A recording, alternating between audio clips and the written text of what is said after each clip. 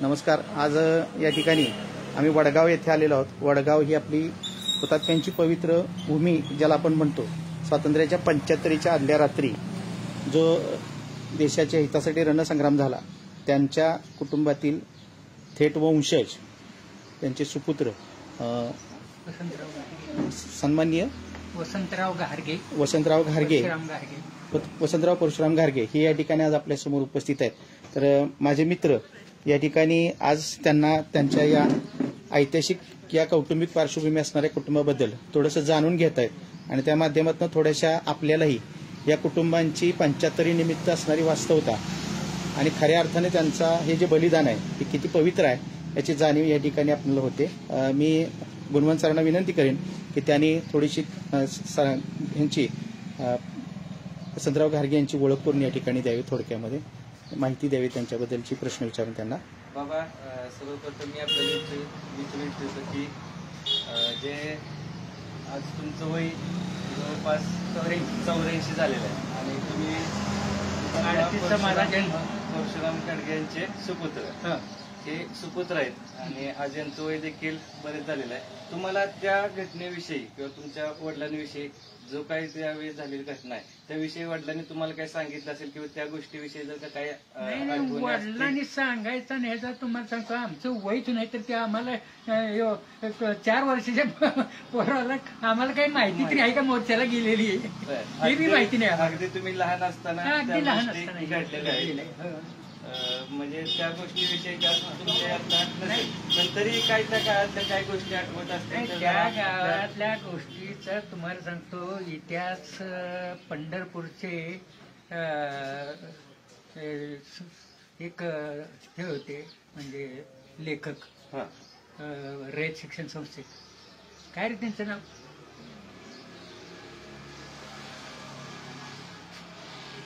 मला आता नाही म्हणजे ते त्यांनी तुम्हाला सांगतो तो इतिहास लिहिलाय तिथं ते सगळं आता दत्ता भोसले पंढरपूरचे दत्ता भोसले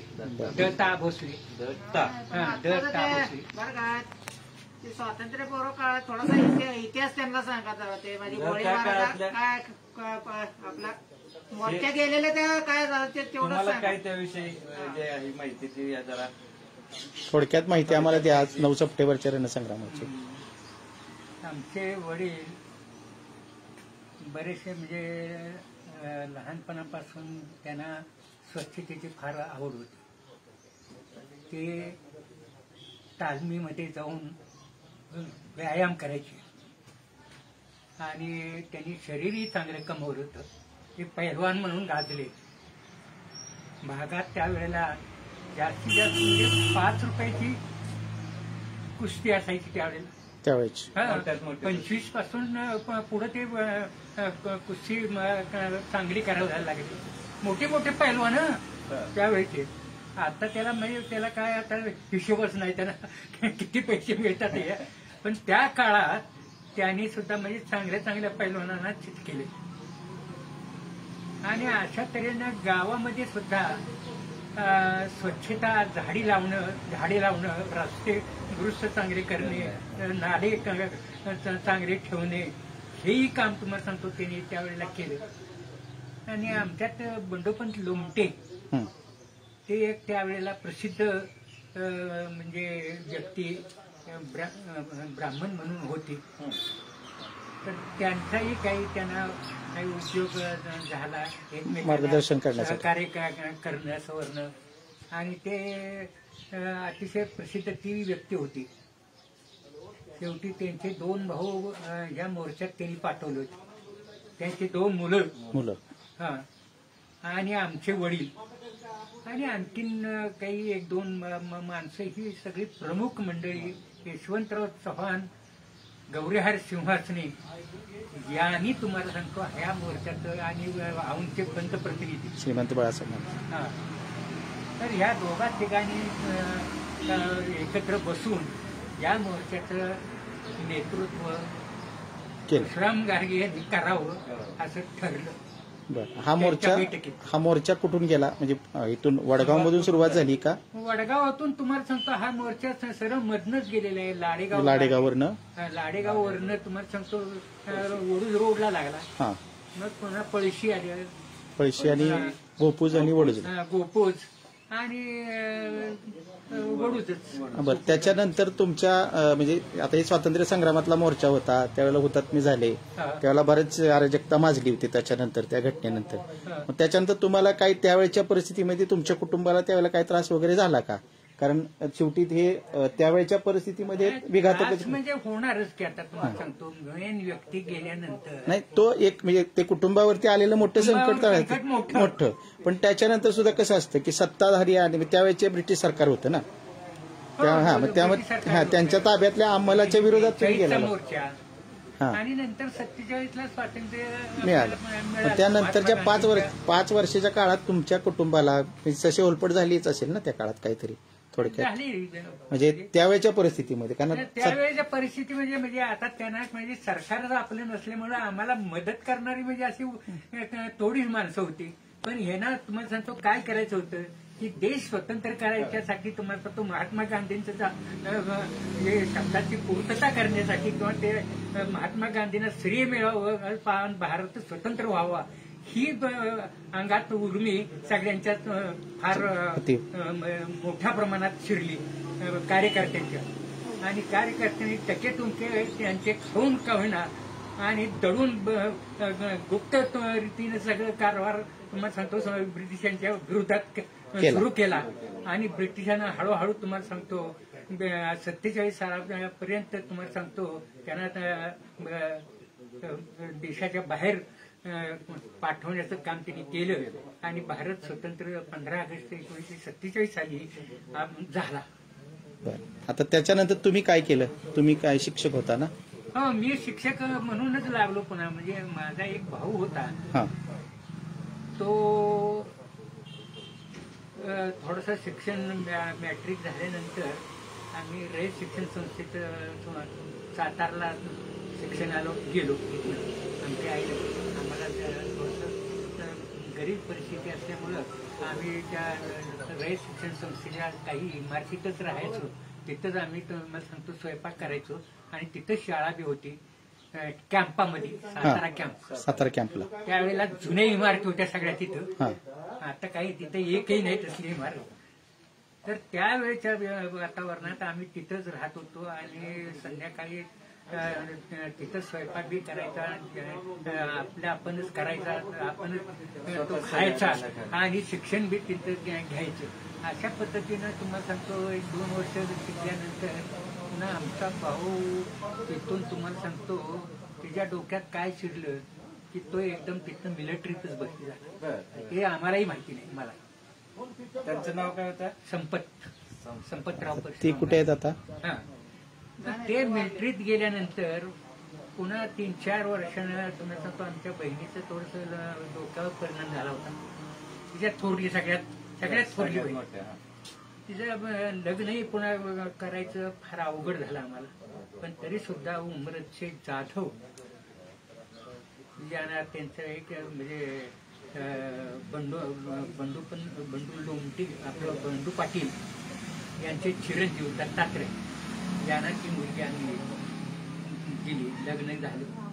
2-3 हजार रुपये त्यावेळेला खर्चही झाला. पण ती जागा अतिशय म्हणजे तशी चांगलीच मिळाली. शेवटी तिच्या जरा डोक्यावरचा परिणाम बी कमी झाला आणि तिला ही 3 मुलगी आणि 2 मुली झाल्या. ती पहिलीला. पुन्हा मग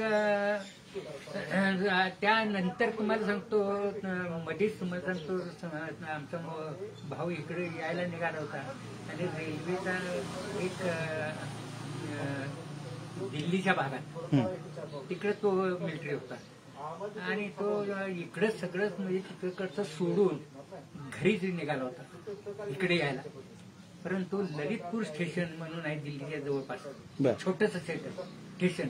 त्या स्टेशनावर चहा प्यायला म्हणून उतरला आणि पायात कानपुरी चप्पल नवी होती आणि चहा पेट तुम्हाला सांगतो गाडी हल्ली म्हणून तुम्हाला सांगतो कपशा तिथं ठेवून तो जरा थोडासा पटरीवरनं पळत सुटला होता आणि आपला डबा कुठं आहे ते पाहत होता. तेवढ्यात तुम्हाला सांगतो त्याची चप्पल घसरली आणि 2 डब्याच्या मध्येच हा गेला. त्याला हाताला गडी मिळालीच नाही आणि गाडी जरा वेग लागला गाडीला, त्यामुळे त्याचं ते डोकं फुटपाथवर आढळलं. इथनं गाडी काही थोडीशी अंगावरनं गेली, जाग्यावर आम्हाला कळल्यानंतर आमची आई आणि जाऊ उमरत तिथपर्यंत गेले, पण तोपर्यंत त्याचं काही तिथं ठेवलेलं नव्हतं. सगळं त्याचं ते दहन घेऊन तिकडेच कुठं झालं काय नाही, तिथल्याच लोकांनी ते केलं. अशी एक घटना. तुम्ही किती वर्ष झालं? दुसरा शॉक वडिलांनंतर. घरातलं मोठं दुःख. आता पुन्हा मग माझं काय आता मी पुन्हा नंतर मग मॅट्रिक झालो, कसा तरी तिथनं आलो तिकडे 1 वर्ष घरीच गेलं आणि नंतर मग आई म्हणली मला की तू आता असं कर, आपलं काहीतरी नोकरी धर. मग आता नोकरी धरायची काय म्हणणं, म्हणजे शिक्षकाची नोकरी आता थोडीशी सोपी होती, हे सहज मिळणारी. मग ती मी त्यावेळेला म्हणजे आपलं हे म्हणजे जिल्हा परिषद बी नव्हती, बोर्डिंग होतं, बोर्डिंग स्कूल होतं. नाही म्हणजे सत्ता थोडीशी ते वेगळ्या पद्धतीने पूर्वी होती आणि नंतर मग हे तुम्हाला सांगतो जिल्हा परिषद 60च्या दरम्यान वगैरे झाली असेल. 60च्या दरम्यान जिल्हा परिषद 59 साली अर्ज केला. 8 सालापासून तुम्हाला सांगतो आपलं मला नोकरी मिळाल्यानंतर मग ही जिल्हा परिषद पंचायत समिती वगैरे 60 पासून सुरू झाली. आता किती वर्ष झाली? 60ला नोकरी लागलो, गावातच पहिल्यांदा मला नोकरी मिळाली. ते रात्रीकडे गेलो, रात्री माझी बदली झाली. रात्री 2 वर्ष काढल्यानंतर ट्रेनिंगला देवळीला गेलो. देवळीचं ट्रेनिंग झाल्यानंतर पुन्हा इकडंच मान तालुक्यात मला टाकलं ओळख जायला. ओळख जाईवरनं दातेवाडीला आलो, खटाव तालुक्यात. तिकडे 4-6 महिने काढलं. पुन्हा इथं दातेवाडीला आलो. मी मॅट्रिक झालो होतो. दातेवाडीची शाळा 4थी पर्यंत होती. मी खात्याला कळवलं की मी इंग्रजी शिक्षक आहे, मला 7वी पर्यंतच्या शाळेवर म्हणजे बदली करा आणि मला पुसेसावळी पाहिजे. हे मी मागितल्यानंतर माझं सगळं वर्णन लिहिलं. असे माझे वडील हे झालेले आहेत, मला पुसेसावळी मिळाली. लगेच पुसेसावळीलाच मला टाकलं त्या पुसेसावळी. मग इथं मी नोकरी बरीच 12 वर्ष जवळजवळ केली. तिथून 12 वर्षानंतर मला पुन्हा जरा बदललं बाहेर बाजूला.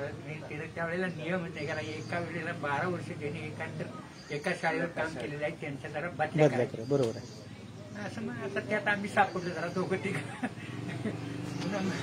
पुसेगावच्या पलीकडे म्हणजे मोठं गाव होतं तुम्हाला सांगतो, भूतच्याही पुढे डिस्कळला नाही, डिस्कळला गेलो आणि डिस्कळला एक 5-6 महिने काढल्यानंतर पुन्हा मग तुम्हाला सांगतो भाऊसाहेब गुदगे त्यावेळेला तालुक्याचे हे होते,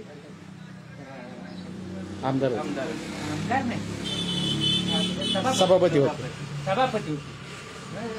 आमच्या यात्रेच्या वेळेस सांगतो आम्ही त्यांना भेटलो. आमच्या जोडला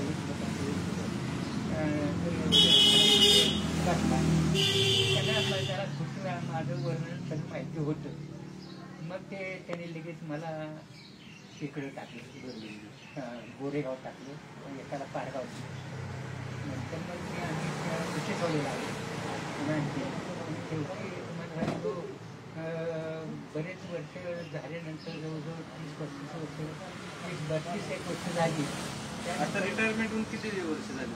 25 होऊन गेली. म्हणजे साक्षरला आपल्याला 96ला रिटायर झालं. 96 पासून 4-5 वर्ष आणि आता किती 21 वर्ष. 21 आणि 26 झाले. आता हा जो आज 75 वर्ष पूर्ण होत आहेत अमृत महोत्सव जे वर्ष आता, त्याबद्दल आतापर्यंतचा अनुभव काय आहे तुमचा? मी काय वाटतं आजच्या उद्याच्या कार्यक्रमाबद्दल?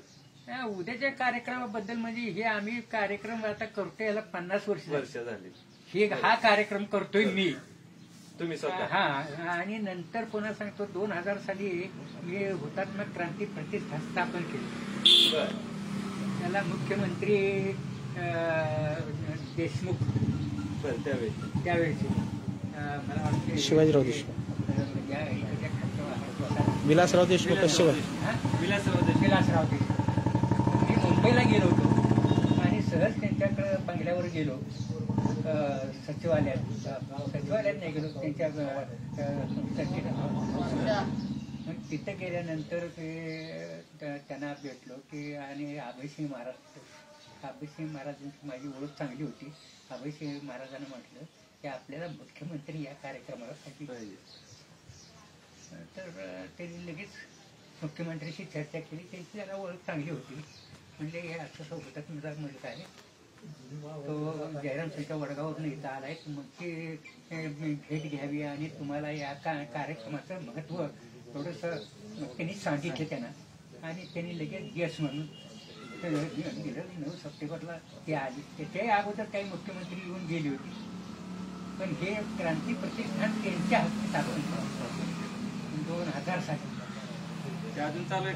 त्यानंतर मग हा कार्यक्रम आम्ही आतापर्यंत करतोय. आता मी त्या प्रतिष्ठानला जिल्हा परिषदेकडून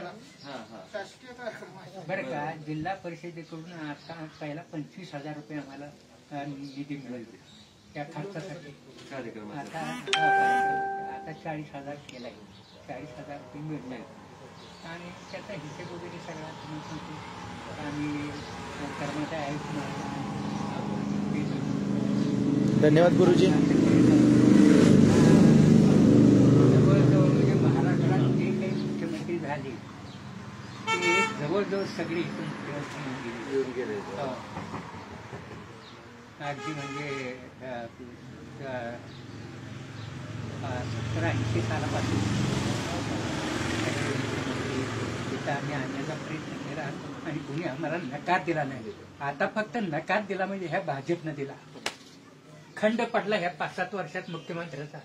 भाजप सरकार आल्यामुळं त्यांनी काय आमचं काही म्हणजे की त्यांना काही मान्य आहे किंवा नाही असं काही त्यांनी चौकशी केली नाही. ह्या होतात म्हणजे अमुक तमुक त्यांना काही गरजही नाही त्याची वाटली. त्यामुळं जरा थोडंसं आम्ही आता जरा महाराष्ट्रात आता काँग्रेसचं राज्य म्हणजे सत्ता आलेली आहे, तेव्हा आता बाळासाहेब पाटील आमचे पूर्वीपासून आमदार आमच्या भागातले त्यांच्या कारखान्यावर आमच्या सगळ्या भागातला ऊस जातो. त्यामुळे ते नेहमी ते दर हुतात्मा कार्यक्रमाला स्वतः हजर असतात. आता त्यांची तिथं मंडप सगळं खर्च तुम्हाला सांगतो ते स्वतः करतात कारखान्याच्या मार्फत. आणि या ठिकाणी तुम्हाला सांगतो पूर्वी आम्ही दुसऱ्या पद्धतीनं ते करत होतो, पण त्यांना ते काही पसंत पडलं नाही म्हणून त्यांनी त्यांची यंत्रणा आता इथं 7-8-10 वर्ष झाले लागते. कार्यक्रमाच्या दृष्टीनं कार्यक्रम उठावदार कसा होईल आणि लोकांना समाधान कसं वाटेल सगळ्यांना, किंवा एखादा मंत्री आला तर त्याला व्यवस्थित तिथं सगळं दिसेल. कारण खर्च मोठा असतो बघा ते मंडप बघितला. आम्ही आता तिथूनच आलो. काय ती व्यवस्था पत्रा बित्रा सगळं लावून खाली छत बीत लावून पुढं हाल असतात.